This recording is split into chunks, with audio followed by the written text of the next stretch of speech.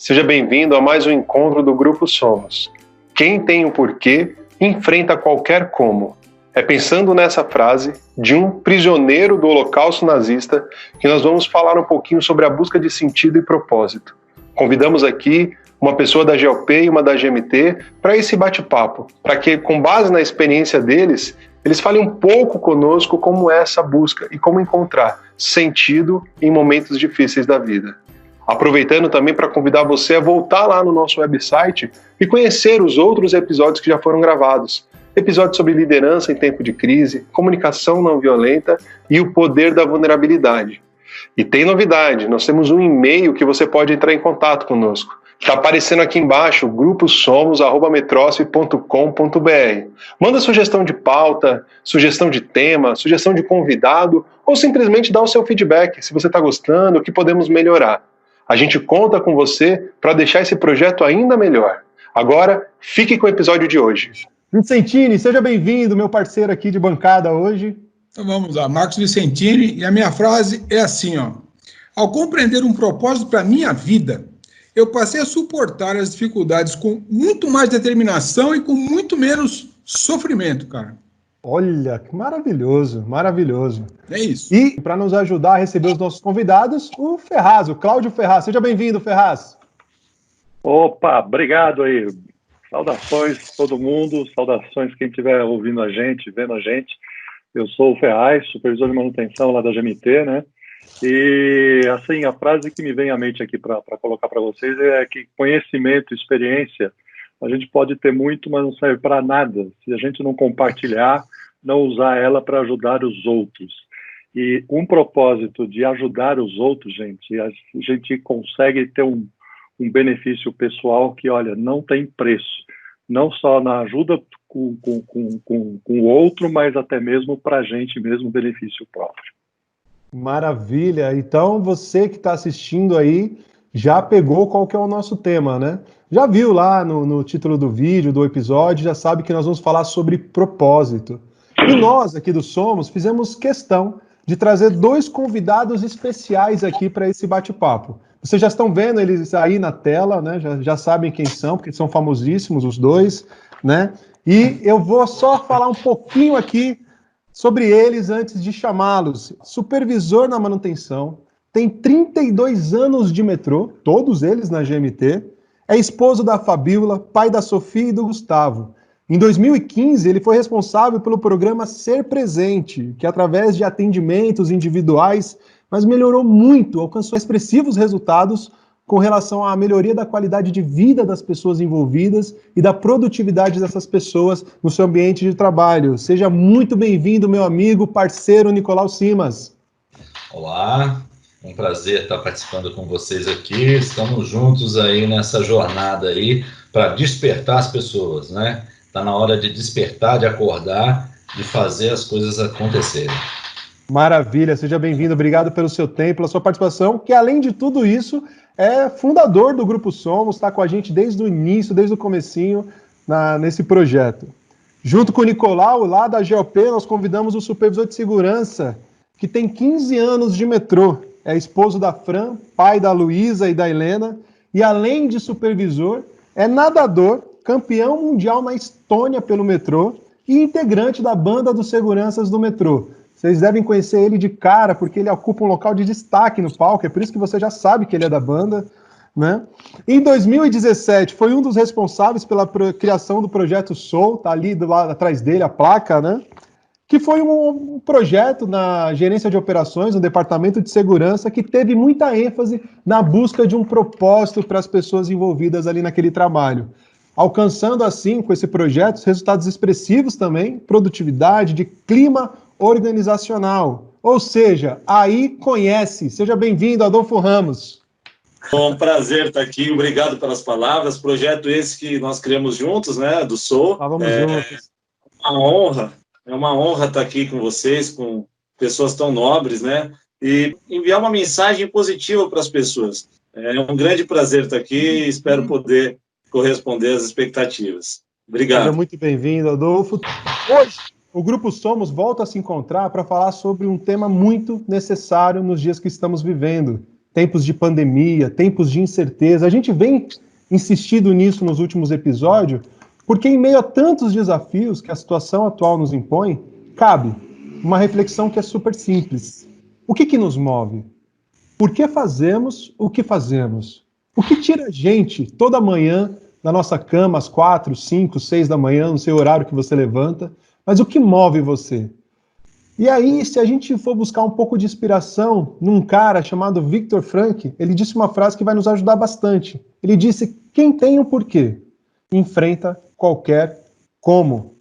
Caso você não conheça a história desse psiquiatra austríaco, vale lembrá-lo que ele é o autor dessa frase, ele é o prisioneiro número 119-104, em um campo de concentração nazista. Alguém que manteve o espírito livre em uma situação tão difícil. E aí nós trouxemos aqui os nossos convidados para eles nos ajudarem a entender, com base até na própria experiência e na jornada deles, como que a gente pode encontrar esperança em meio ao caos. Como é que a gente pode encontrar luz em meio a situações difíceis? Eu vou começar aqui com o Nicolau, perguntando para ele como foi a experiência dele nessa busca, na sua própria jornada. Nicolau, compartilha conosco, com as pessoas que estão assistindo, como é que foi essa sua busca e esse seu encontro. Não é à toa que a gente se abre para ajudar as pessoas, né? Tudo tem uma razão, tem um porquê. Essa frase é corretíssima. E isso é que nos motiva. Eu tenho uma vida, eu sou mineiro de Juiz de Fora, né? Maravilha, hein? Desde criança eu morava numa chácara, então eu tive contato com as estrelas, com a lua, observei muito, conversava com as montanhas, ouvia som de rio, então isso sempre, eu conversava comigo mesmo, sempre fiz isso, né? E essa pesquisa interna foi muito grande desde o início, mas foi despertada principalmente com o falecimento do meu pai quando eu tinha 7 anos de idade, né? Aparentemente é uma história triste, mas ao mesmo tempo a gente, com o passar dos anos, a gente vai entendendo tudo, o motivo, e vai despertando a gente cada vez mais para a vida, né? Mas eu preciso iniciar lá, né, que foi o meu despertar. Essa passagem do meu pai para o reino invisível, ela transformou a minha vida, porque eu era o filho mais velho de mais 2 irmãos que eu tenho, 2 homens também, e eu me tornei, no dia que meu pai faleceu, eu vi que eu me tornei um homem da casa. Mas é a vida, né? Como eu tive o meu pai passando por reino invisível aos 7 anos, outros têm antes, outros depois, é uma fase, né? A questão que fica para a gente é assim, por quê? E por que eu? Essa sempre foi a minha pergunta que eu fazia, né? Na minha escola, meus amigos tinham pais, no Dia dos Pais era aquele negócio, todo mundo fazendo presente, eu encarando aquilo, né? Hoje eu vejo muita gente com tristeza, que os pais estão separados, mas eles têm pai, né? E eu não tinha, né? Então, a minha busca sempre foi assim, o porquê? Porquê da morte? Por que de eu passar tudo isso? E essa foi o que me alavancou na vida. A partir dali eu me tornei um pesquisador interno, conversei muito com as montanhas, com os rios, com a lua, fiz contato com as estrelas, né? Senti a energia das estrelas, senti a energia do céu, conversei com as minhas pipas, né? Com as pipas. E era um ambiente, esse foi o ambiente que eu cresci, e os meus desafios, porque a partir dali eu comecei a pesquisar muito sobre vida, morte. Para vocês terem uma ideia, eu fiz primeira comunhão na Igreja Católica, né? Eu sei que na comunhão muita gente encontra Deus, encontra aquele toque no coração, e eu percebi isso, né? Com a minha sensibilidade, mas faltavam algumas respostas. Com 10, 11, 12 anos eu li todos os livros do Espiritismo, do Allan Kardec, e parti para as minhas buscas, né? Aos 18 eu já lia muito livro de esoterismo, e foi ali que eu encontrei uma resposta muito importante para mim, lendo um livro do Eduardo Churré, Os Grandes Iniciados, ao ler a vida de Krishna. E lá dizia que todo homem carrega dentro de si, no centro do seu coração, um átomo centelha divino, né? Uma centelha divina, e essa centelha é eterna. Quando eu li isso, eu lembro até hoje, no momento em que eu fiz essa leitura, o meu coração, assim, desabrochou, despertou, e eu falei, nossa, é isso, né? É isso. Como que... Aí foi a grande luta ou pesquisa, né, que aflorou mais ainda. Como é que pode um cara, início de 1850, escrever isso, e tinha uma escola espiritual lá com Pitágoras, com Sócrates, né, com outras escolas, e agora eu aqui no século XX, eu não tenho essa oportunidade. Então eu parti para buscar mesmo, sem receio. Encontrei algumas respostas, mas a vida foi me levando à praticidade. E toda vez que eu me defrontava com alguma coisa que eu não tinha resposta, eu jogava tudo no chão e falava, tem que subir outra escada, tem que procurar outro caminho. É lógico que não é do zero, mas é uma nova pesquisa que você faz. E isso foi me levando a buscar, até eu me tornar um terapeuta, né, e conseguir trazer o ser presente para dentro do metrô, que foi uma oportunidade, conseguir trabalhar com pessoas, reduzir o absenteísmo em 50% daquelas pessoas que mais faltavam dentro da coordenação, e assim foi maravilhoso. Então, quando a gente encontra com alguém e fala assim, nossa, você transformou a minha vida, né? Na realidade, eles é que transformaram a minha vida, que eles deram um propósito para mim, né? Alavancar essas pessoas, mostrar que existe uma saída, existe um caminho. E é por isso que a gente está aqui hoje, tá ok? Que maravilha, Nicolau. O Ser Presente, inclusive, ano passado nós fizemos uma versão para supervisores na gerência de operações. Tivemos um excelente resultado, né? E aí eu penso aqui na frase que o Ferraz falou na abertura, né?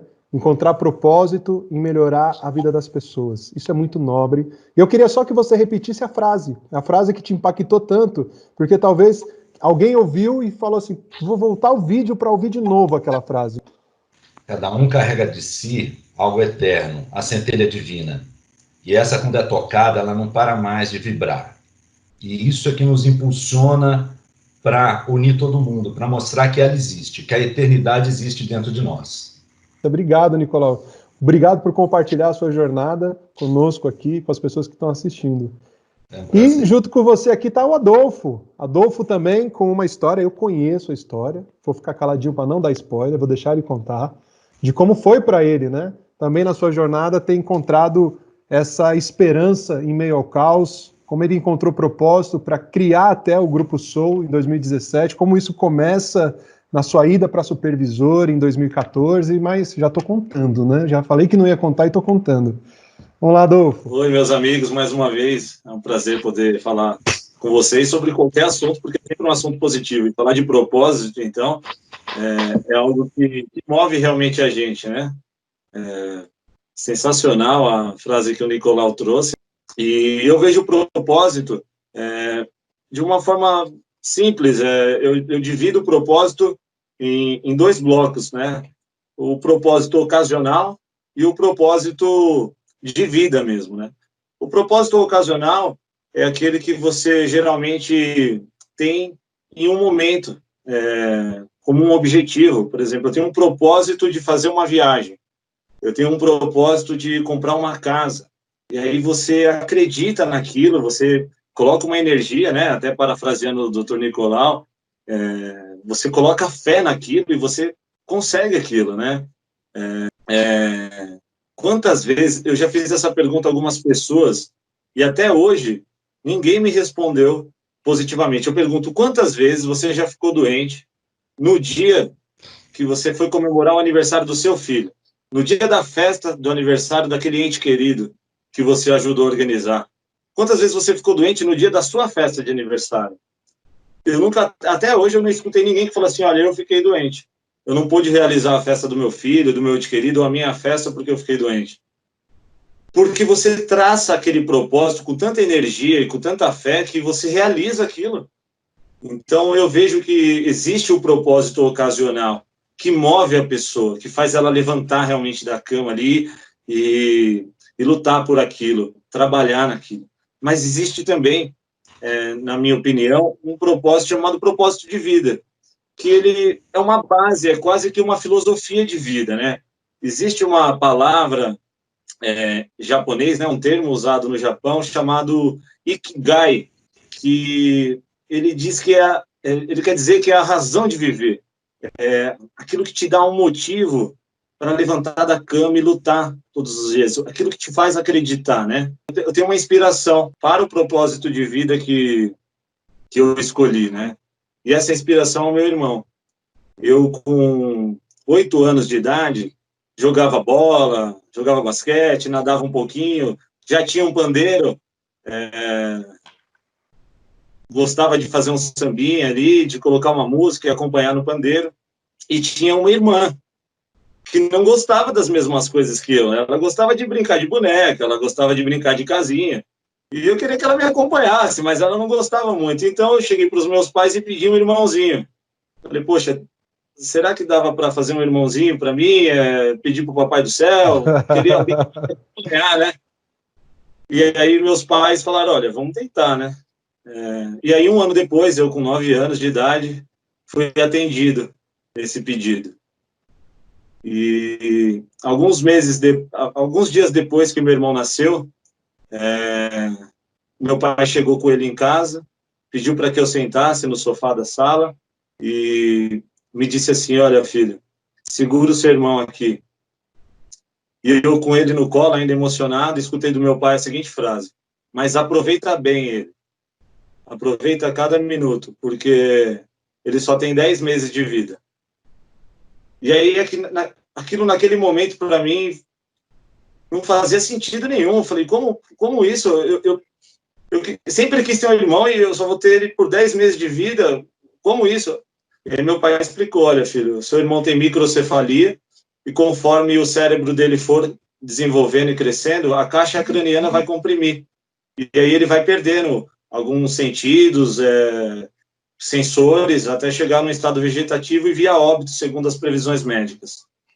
E aí eu falei para ele, pô, mas a gente leva ele para o hospital, a gente faz um tratamento. E aí ele falou assim, filho, tudo que a gente puder fazer, a gente vai fazer, mas essas são as previsões médicas.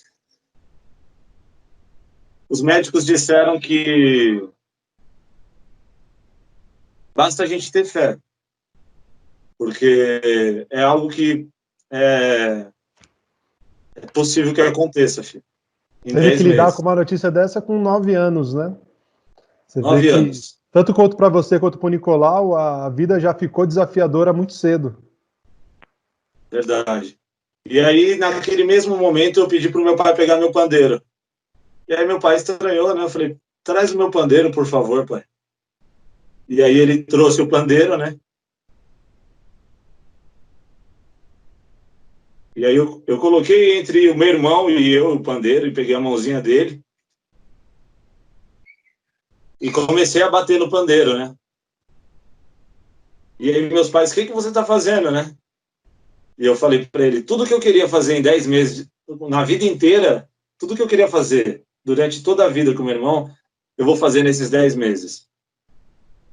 Então, durante todos os dias, eu pegava um som, colocava próximo ao ouvido dele, colocava no peito dele, pegava o pandeiro, batia a mãozinha dele no pandeiro, pegava uma bolinha ali, rolava entre a gente, ele ainda é muito pequeno. E aí, próximo dos 10 meses de vida, os médicos deram uma previsão mais estendida do óbito. Falaram, olha, a gente acredita que até 1 ano e meio, 1 ano e 8 meses, pode ser que ele resista. E aí foi aquela alegria, né? O primeiro aniversário dele foi como se fosse o último. Aliás, todo dia era como se fosse o último para a gente, né? Era muito intenso. Meu irmão, ele convulsionava e a gente achava que naquele momento da convulsão, a qualquer momento, ele poderia ir embora. E a gente pedia, não, por favor, agora não, agora não. Então, todo dia era muito intenso. E a previsão de óbito foi se estendendo. Para nossa alegria, era cada vez mais, né? De 1 ano e meio para 1 ano e 8 meses, foi para 3 anos, depois 5 anos, e foi se estendendo até os 13 anos de vida dele. E todo dia era um dia muito intenso de amor, de carinho, de sentimento, de energia positiva. É como se fosse o último momento. Eu lembro que ele foi crescendo, já próximo dos 12, 13 anos, e um grupo de samba me apresentando já, que eu me apresentei pela primeira vez em um local musical com 13 anos de idade, tocando percussão e querendo ensaiar. Ele, com os outros instrumentos dentro do quarto, batia muito forte, e a minha mãe entrava no quarto, estava de olho fechado, tentando me concentrar na música, e ela falava, filho, mas seu irmão não está te atrapalhando? Eu falava, deixa ele aí, deixa ele bater. Nossa, mas ele está quase quebrando os outros instrumentos. Eu falei, deixa ele que ele vai aprender, eu não quero chamar a atenção dele, eu não sei se ele vai estar aqui amanhã, então deixa ele. E tanto é que hoje, eu até agradeço você ter lembrado que eu toco na banda, né, porque muita gente não lembra do percussionista de uma banda, né, até hoje eu toco de olhos fechados inconscientemente, porque eu me acostumei a tocar de olho fechado, porque eu ensaiava com meu irmão ali. E aí, com 13 anos, os médicos chamaram meus pais e disseram, olha, o seu filho ele não tem mais uma previsão de óbito. Ele provavelmente vai ficar com algumas sequelas, como a gente já percebe, né? Ele foi afetado a fala dele, o discernimento dele, ele teve dificuldade para andar, demorou mais para adquirir alguns movimentos, mas ele está numa evolução que despertou para a gente uma curiosidade, e a gente queria fazer uma entrevista com a família de vocês. A gente queria saber como que o Matheus conseguiu desenvolver, como que vocês conseguiram estimular o desenvolvimento de algumas habilidades que ele tem, de algumas coordenações que ele tem.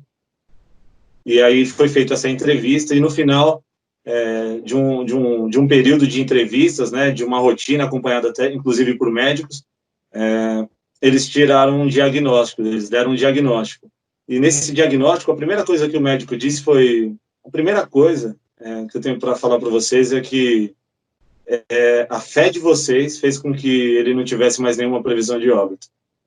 E a segunda coisa foi que o que vocês fizeram com o Matheus foi musicoterapia. Quando a gente fala com ele através de um instrumento, quando a gente fala com ele, imagina que você está se apresentando, está tocando lá com o seu irmão, o desenvolvimento em outras áreas ali, em outras regiões, que faz com que ele tenha uma habilidade motora, uma coordenação, é incrível, e saiu fora das perspectivas médicas. Então, parabéns pelo amor, pelo carinho, por essa intensidade, e por terem levado a música dessa forma para ele, né, e aquilo me tocou muito, né, quando eu ouvi aquilo, que era algo que eu fazia por prazer de estar ali com ele, eu vi que era muito mais que aquilo. Eu ajudei no desenvolvimento do meu irmão, isso, né? Fazer música para mim é um propósito, é levar esperança, é levar mais do que som, é levar uma mensagem para as pessoas através da própria letra da música, mas através também da energia que ela passa para as pessoas, né? E hoje o meu propósito de vida é muito por conta disso.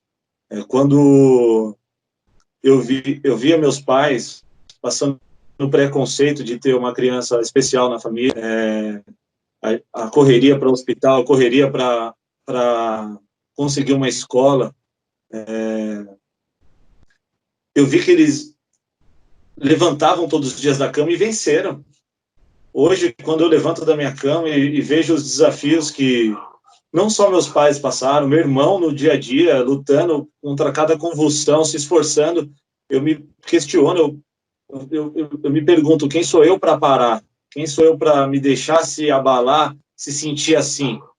Nós somos humanos e é natural que muitas vezes a gente se chateie, mas permanecer chateado é uma escolha. A gente não escolhe várias coisas na nossa vida, né? Se a gente vai nascer alto, baixo, mas escolher o que pensar da gente, só a gente escolhe. Quantos anos o Matheus tem hoje? Hoje ele tem 27 anos de vida e uma vez por ano... O aniversário do Matheus, para quem não sabe, é o maior acontecimento da Zona Norte, hoje de São Paulo. Reúne a nata do samba paulistano, é uma coisa assim que vocês precisam conhecer. É verdade, a gente realmente para tudo ali para comemorar. esse milagre aí, essa inspiração que é o Matheus na nossa vida, né? E, bom, é isso, né? Esse é o meu propósito de vida, poder fazer algo para que as pessoas consigam desenvolver, ter esperança, levar uma mensagem positiva. Agora a gente precisa, aquela pessoa que está ouvindo a gente, ela está ouvindo agora numa estação, numa oficina, em casa, e ela ouve duas histórias cheias de significado, né, de impactos muito fortes ali na infância ainda, isso tendo que ser superado, e a pessoa fala assim, poxa, eu quero encontrar essa força, eu quero encontrar essa resiliência, e a gente agora vai aqui com os nossos convidados, até com base na experiência deles, tentar dar algumas dicas aí para as pessoas que estão nos ouvindo. O que você acha, Vicentini? Primeiro, eu quero agradecer muito, de coração, essas histórias que vocês trouxeram, abrindo essa realidade íntima, né? Mas eu queria fazer uma pergunta para vocês, e vocês falassem um pouco, que eu sinto que isso é muito forte em vocês, eu sinto que isso permeia um pouco o nosso grupo. Queria que vocês falassem do prazer de ajudar. O que isso gera dentro de vocês? E que vocês pudessem depois dar um nome para esse sentimento que você chama de prazer. O que é prazer? O que é isso? Por que você faz? O que isso te movimenta? E o que isso tem a ver com o propósito? O momento que a gente tem é de compartilhar. Quando a gente compartilha aquilo que a gente sente, que a gente pensa, que a gente consegue contribuir para a pessoa, sentir um pouquinho da alegria, né, um pouquinho desse eterno dentro dela, quando a gente destrava essa pessoa, a gente sente uma compaixão muito grande. Né? E a palavra-chave é compartilhar. Quando a gente compartilha algo grande, a gente recebe algo grande, a gente sente a compaixão, a gente sente o que é ser humano. Humano é uma coisa só, né? A humanidade é uma só. Então, quando a gente vê uma vida passando por reino invisível, é uma parte da gente que está passando também por reino invisível. Então, é inadmissível a gente falar que é normal perder pessoas, ou ter pessoas passando por reino invisível com a pandemia, né? Então, grande parte, ouvindo o Cláudio e o Adolfo sobre a questão do irmão dele, a gente consegue explicar pela parapsicologia, né? Vocês desenvolveram um potencial psíquico ali, uma força mental, emocional fortíssima. A sua música, é lógico que trabalhou ali, né? Foi fantástica também. Mas o poder mental de vocês, trabalhando em cima do irmão de vocês, mostra todo o potencial dessa família, né? Então, parabéns para essa família também, assim como a minha, né? Eu e meus irmãos, a gente teve que se juntar com a minha mãe, contar centavos ali para pegar ônibus para ir estudar, sabe? E lutando ali, esse potencial, essa força, ninguém tira da gente, né? E essa força que a gente pode contribuir para as pessoas, né? Mostrar que todos têm esse potencial. Basta que elas permitam a si próprias acessar. Incrível. Isso é possível. E é esse é o caminho que a gente mostra.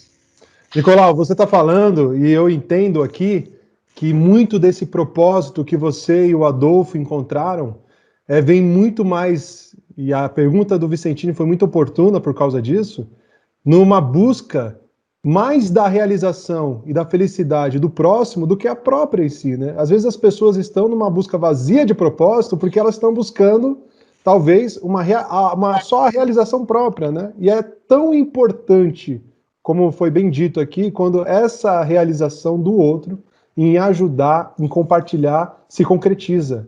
Olha que incrível isso. O Adolfo tem lá atrás ele me falou uma frase que ilustra bem isso, né? Eu queria que você compartilhasse aqui conosco, você vai lembrar do que eu estou falando, né? Dessa verdadeira felicidade. Primeiro, obrigado pela pergunta, viu, Vicentini? Sensacional. É difícil de tentar mensurar o que a gente sente ao ajudar um próximo. Mas Harvard, se é assim que soletra, se é assim que pronuncia, melhor dizendo,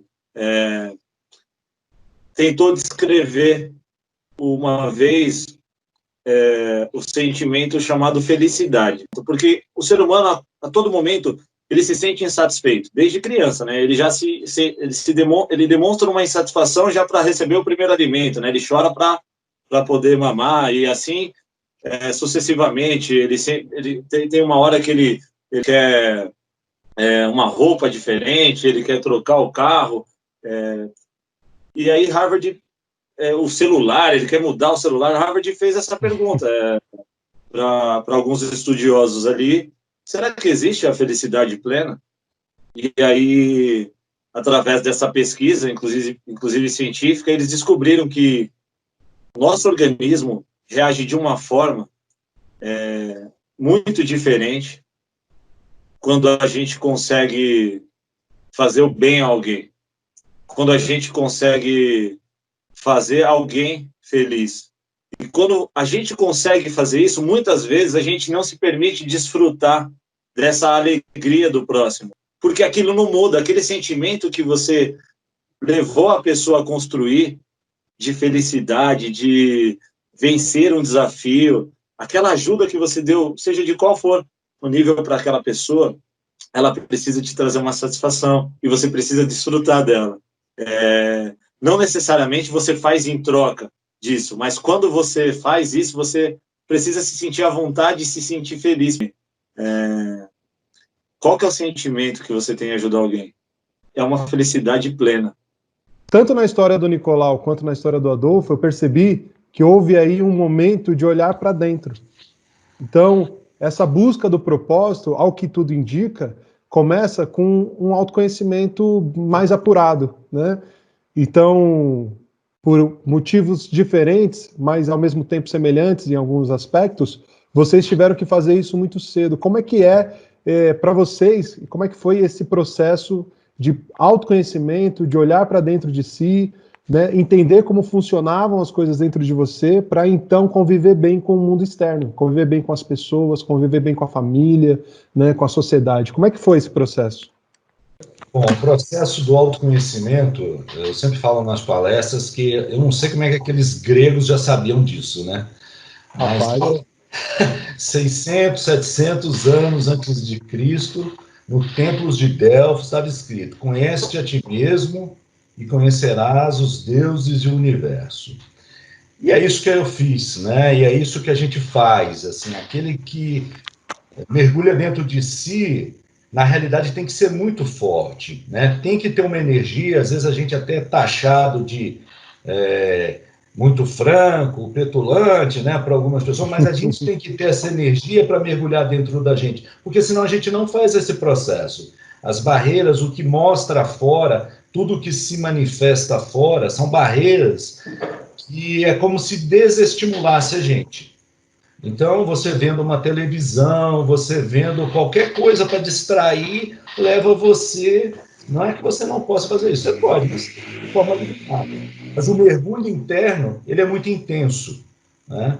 E esse mergulho, ele propicia você entender como você funciona, né? Talvez aí seja o grande casamento que eu fiz com a parapsicologia, né? Porque você mergulha dentro de você e você não pode ter medo de encontrar suas verdades. Até hoje, eu trabalho as minhas verdades, eu vou, mergulho, eu descubro processos, né, internos e repasso isso para as pessoas, né? Desde as descobertas de como tratar um amor da adolescência, que eu sei que todos têm aí, né?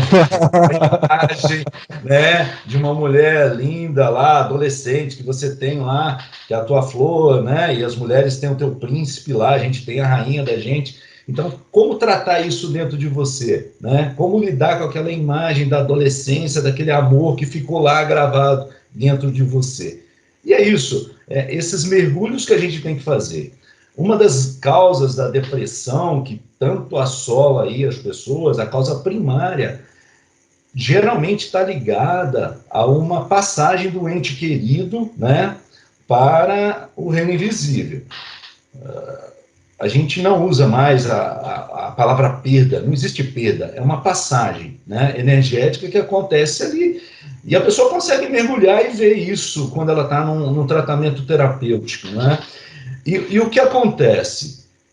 E essa passagem, ela provoca um vazio de sentimento na pessoa. E esse vazio é muito difícil dela lidar com isso, né?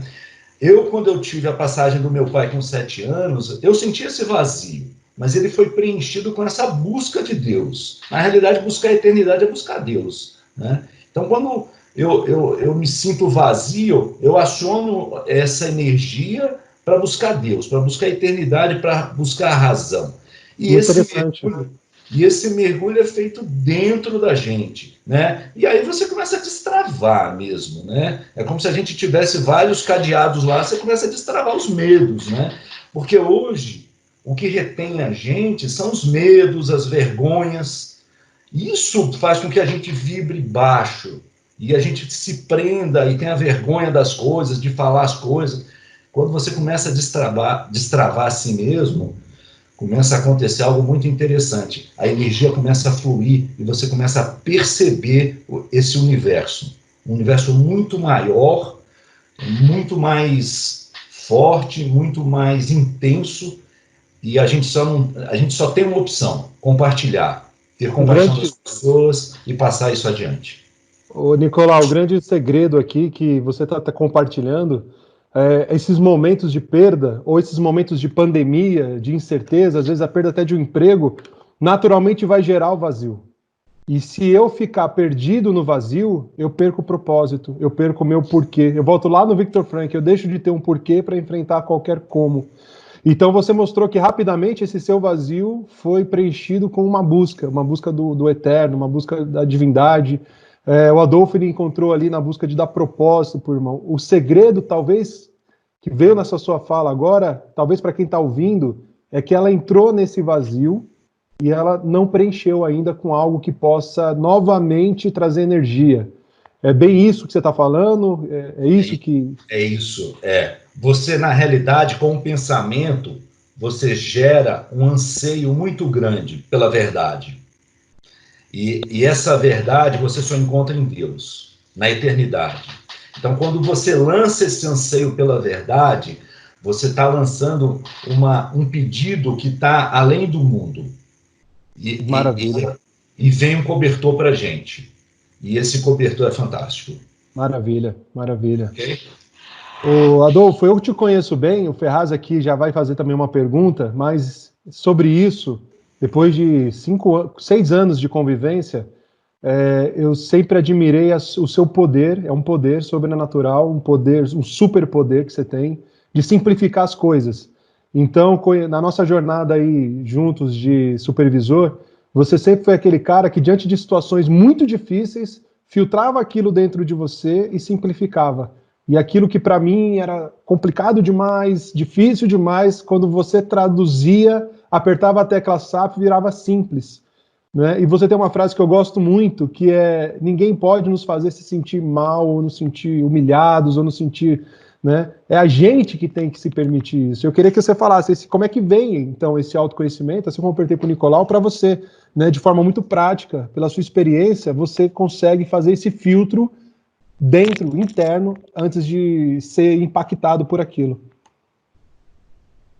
Ô, meu irmão, fico muito grato aí pelas suas recordações. Passa uma história em alguns momentos que realmente a gente teve desafios aí, e eu fico muito feliz com a sua lembrança, né? Fico honrado, realmente. Já chorei muito nesse ombro, viu, pessoal? Já chorei nesse ombro aí. É assim, irmão, diante de um desafio, sempre eu procuro olhar, como você falou, né? Como que eu tenho que me sentir para vencer essa questão? Qual que é o propósito disso que está acontecendo? E é óbvio que diante de uma notícia ruim, muitas vezes, ou de algo inesperado, de uma contrapartida que nós não imaginamos, realmente a gente tende a se frustrar, se abalar, mas se permitir continuar assim, é o que eu falo sempre, né? É uma escolha.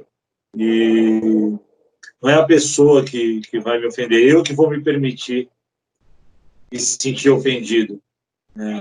E aí eu penso no maior. Eu penso no que... e qual que é o meu posicionamento no mundo naquele momento, diante do que eu estou vivendo, né?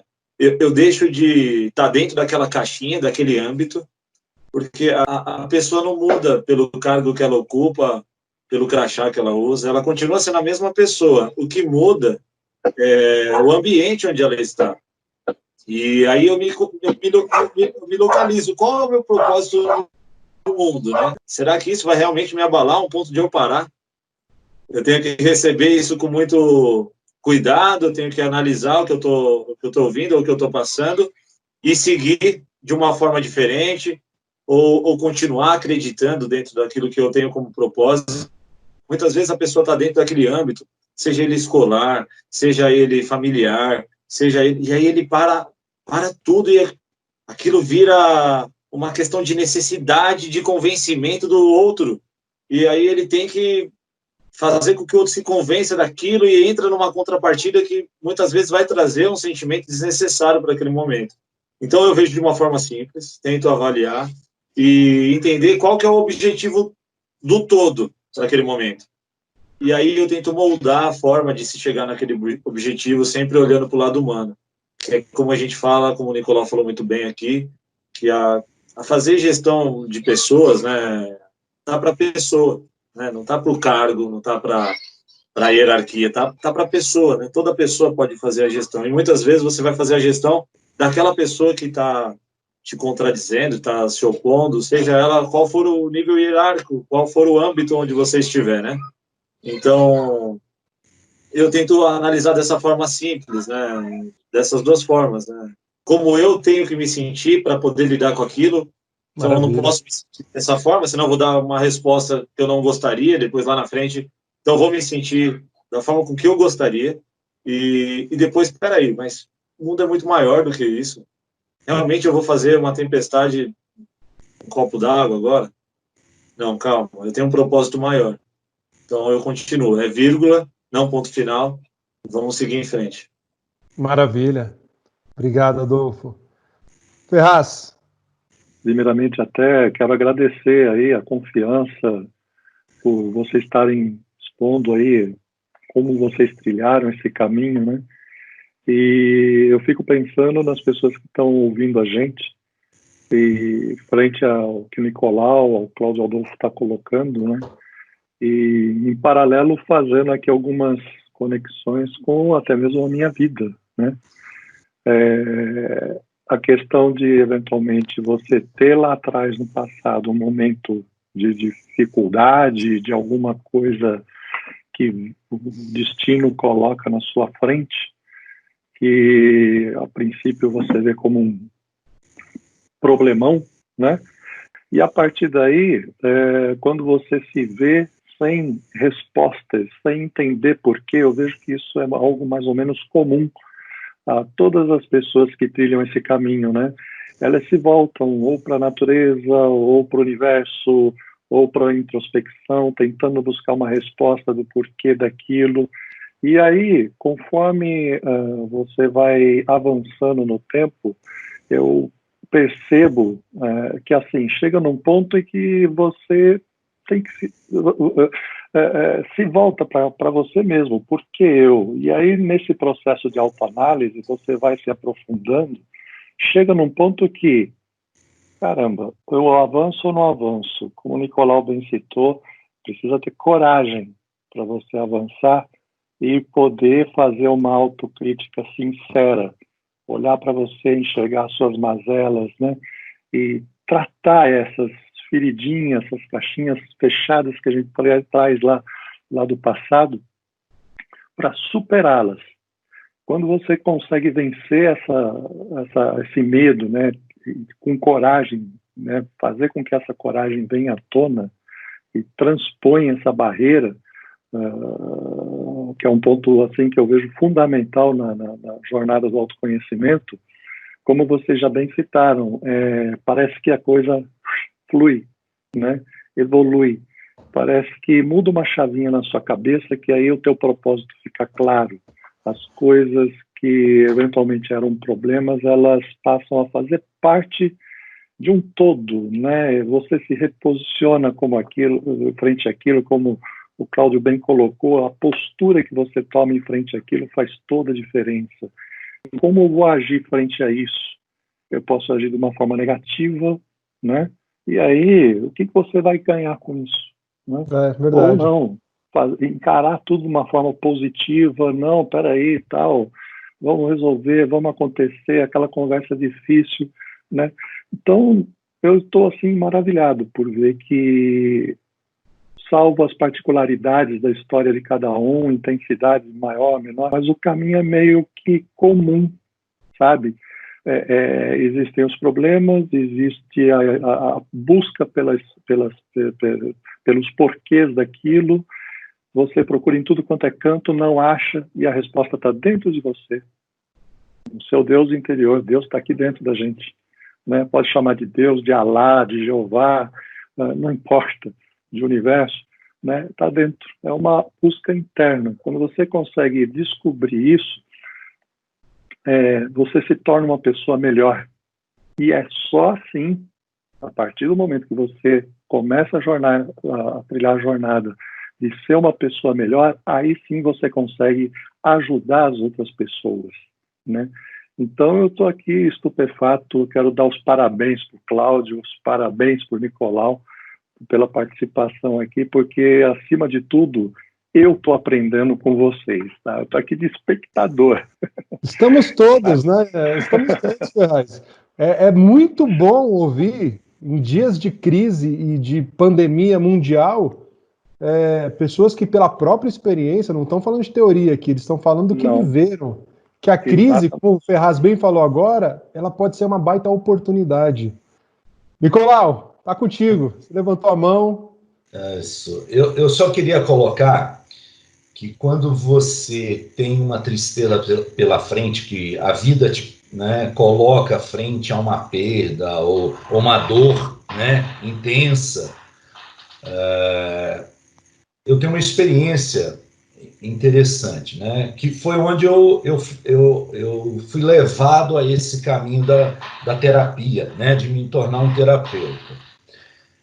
Com a passagem do meu pai aos 7 anos, no momento em que eu recebi a notícia, né, eu estava na loja do meu avô, lá na papelaria dele, e veio o meu tio e falou assim: olha, o Francisco, seu pai, partiu.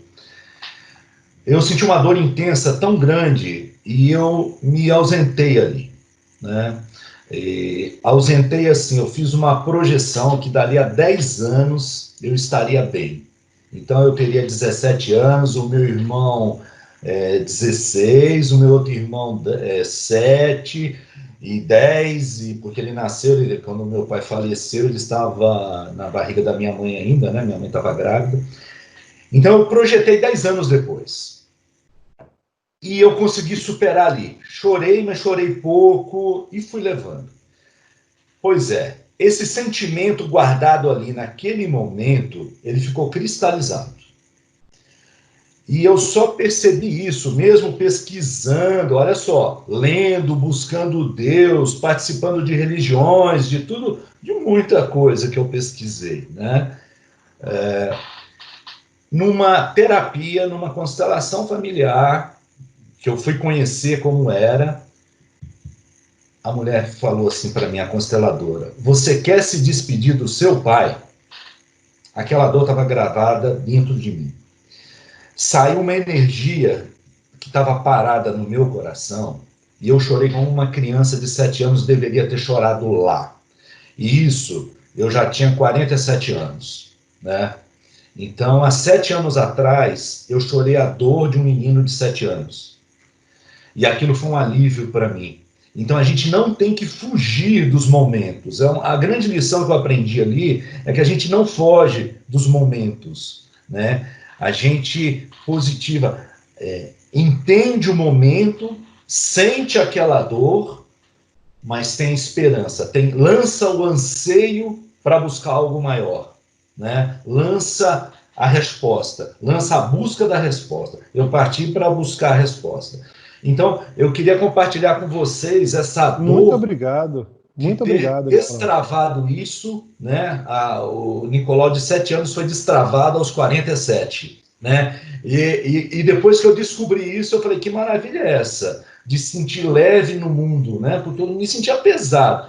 E aí eu disparei, né? Eu falei, não, tem que contribuir com mais pessoas com isso, é uma oportunidade e é possível ser feliz, gente. É possível a gente viver no mundo e ser feliz. Não, né? Vamos perder a esperança. Exatamente. Então, é essa contribuição maior que eu queria dar para vocês. Né? Todo mundo carrega uma criança dentro de si, em algum momento a gente tem uma travinha lá, uma cristalização, algo que travou a gente, mas que pode ser destravado. E a gente pode ser muito feliz com esse destravamento. Maravilha. Vicentini. Bom, como o Ferraz disse, é um grande aprendizado, não é? Imenso aprendizado, a gente vai se conhecendo cada vez melhor. Mas eu queria fazer mais uma pergunta, eu acho que ela dá um tratado, mas eu gostaria que pudesse ser sintetizado. Nós, dentro das nossas equipes, olhando para o nosso pessoal, e vendo que eles estão naquele momento, nós não estamos numa clínica, nós estamos na empresa, nós estamos no nosso local de trabalho. Dentro da nossa equipe, você vê a crise nas pessoas, você vê o medo. Como é que nós nos sentimos capazes de fazer alguma coisa naquele momento, naquele instante que isso está acontecendo? Só para falar um pouquinho, como vocês se sentem com isso? Acho que todos nós já vivemos isso inúmeras vezes. Mas é a questão de como eu pego tudo isso, todo esse prazer, todo esse receio no momento de saber se fazer certo ou não, porque a gente passa por isso, né? A gente só depois vai saber se deu certo, não tem como antes. Como é que funciona isso para vocês? Como é que funciona? Você está no meio da equipe, né? Cara, e você quer ajudar, o cara está arrebentado, e você tem 5 minutos. Você tem 10 minutos. Às vezes você tem meio-dia. Como é que você faz? Como é que esse prazer flora? Como é que você supera o medo? Entendeu? Eu acho que isso é fundamental. Eu vivi isso muitas vezes. E eu gostaria de saber como é que vocês viveram. Vou tentar responder de uma forma bem simples. Primeiro, eu agradeço ao Ferraz pelas colocações. Mais uma vez, obrigado, Ferraz. A gente também aprende muito com você, com sua história de vida. Você é uma referência para a gente, viu? Já falei isso algumas vezes. E não é o contrário, Vicentini, obrigado por essa pergunta, Vicentini. Para tentar ser o mais sucinto possível, primeira coisa, quando a gente percebe esse medo, é mostrar que a gente também sente medo, né? Daquela pessoa, porque você também é uma pessoa. Como eu falei antes, não é o supervisor, ele é a pessoa que está no cargo do supervisor, né? Mas é uma pessoa. E que ela não está sozinha, mas, acima de tudo, escutá-la de forma genuína, deixar com que ela fale sobre o seu medo. Porque quando a gente fala, né, irmão, Gilson sabe muito bem disso, a gente alivia. E falando de propósito, se há algo que a gente pode falar numa situação como essa, para aquele colaborador, qual que é o nosso propósito? Porque provavelmente ele tem algum propósito que entre em convergência com o seu e com o da própria empresa, com o da própria equipe, e trabalhar sobre esse propósito, para que ele pese mais do que o medo. É isso. Maravilha. Nicolau, esse drops final, para a gente já ir para a despedida do pessoal. Vicentini não é fácil, não. Ele quer apertar a gente. Não, excelente a pergunta. Eu passei por isso outro dia. O funcionário meu chegou, né? Todo mundo sabe que eu estou trabalhar à noite já, né? De madrugada. 1h da manhã, o funcionário meu chegou para mim e falou assim: eu estou com muito medo, cara. Eu não estou me aguentando aqui. E o que eu faço? Eu falei, é muito simples. Fecha os olhos. Que medo é esse que você está sentindo? Lembra aí. Relaxa, respira. Você tem que tirar ele daquela condição de estar alimentando o medo. Presta atenção na respiração, foca no seu corpo, e agora foca na imagem que está vindo. O que está vindo? Foi a notícia que eu tive lá de tal situação, né? É real ou imaginária para você? Não, eu imaginei, né? Falou assim. Então, Isso não é verdade para você.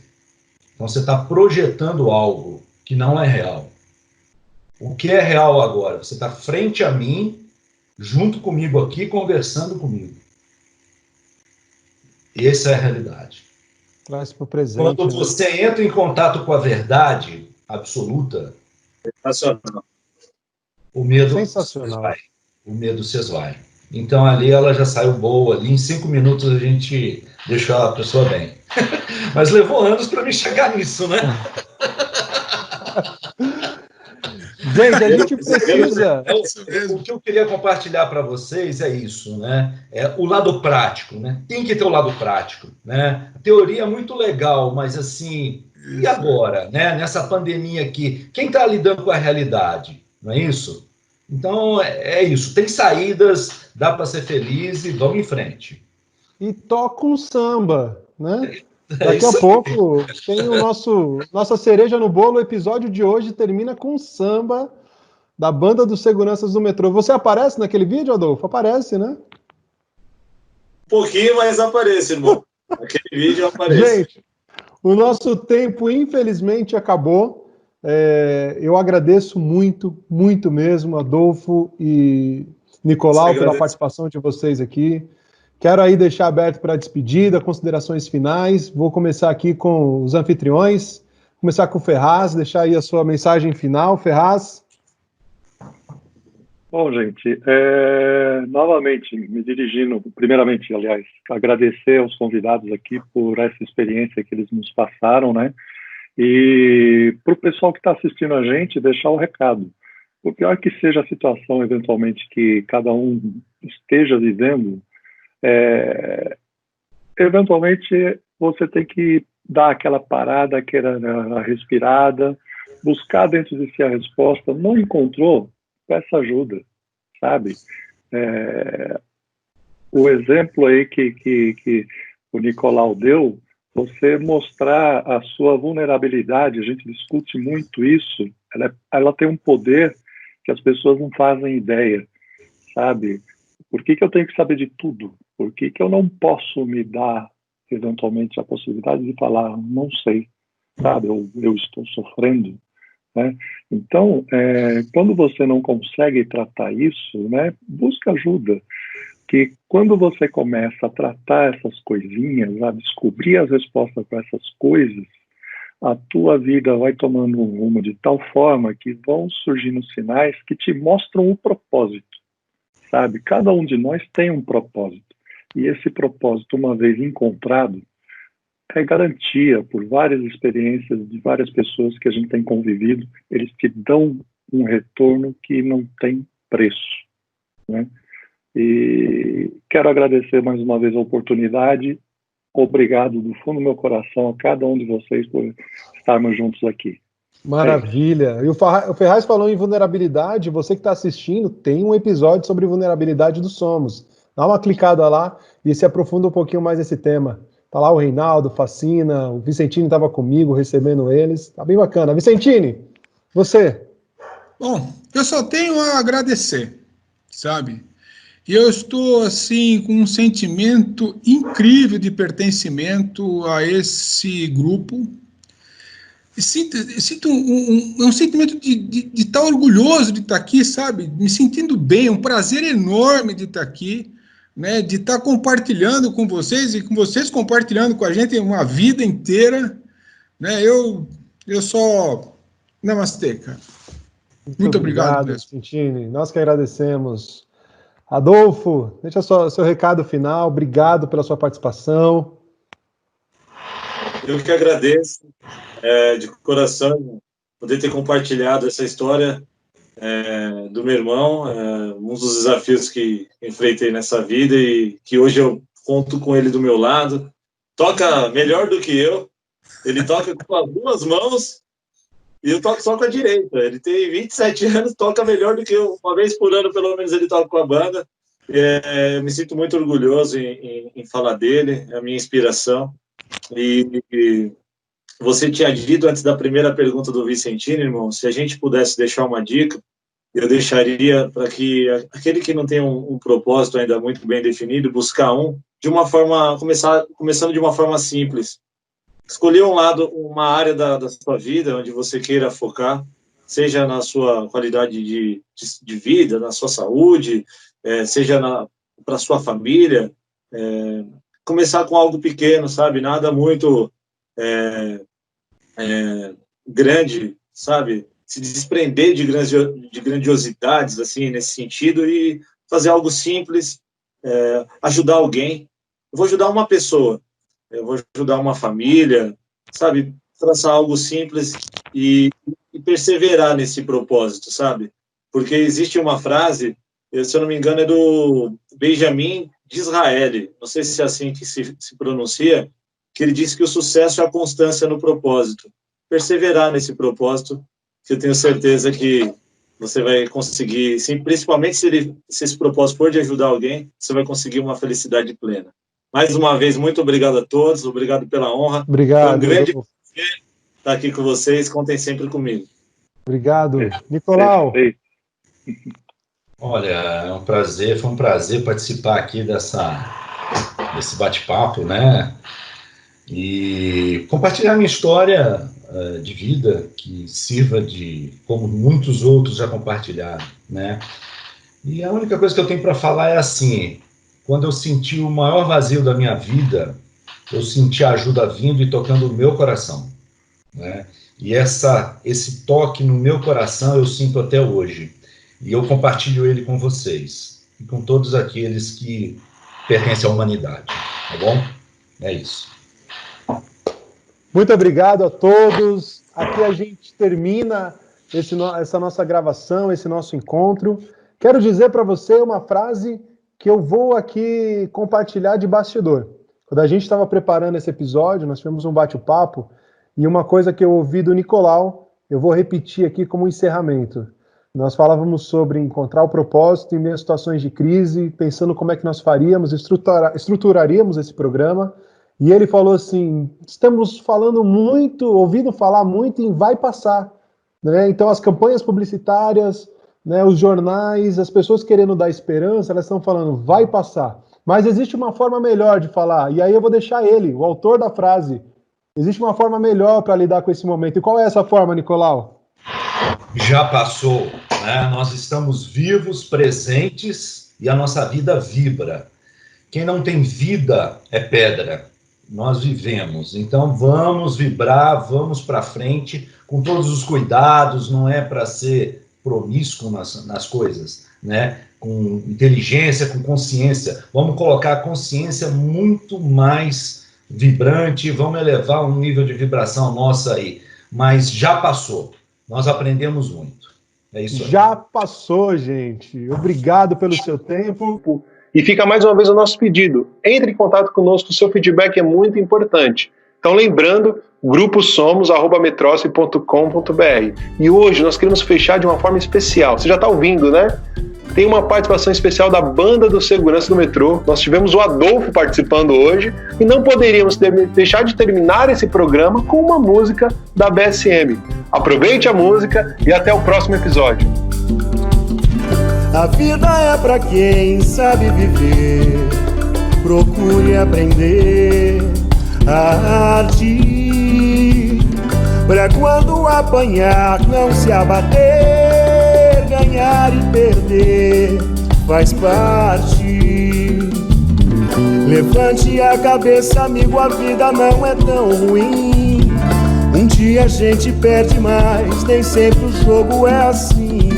Pra tudo tem um jeito, se não teve jeito ainda não chegou ao fim. Mantenha fé na crença se a ciência não curar, pois se não tem remédio então remediado está.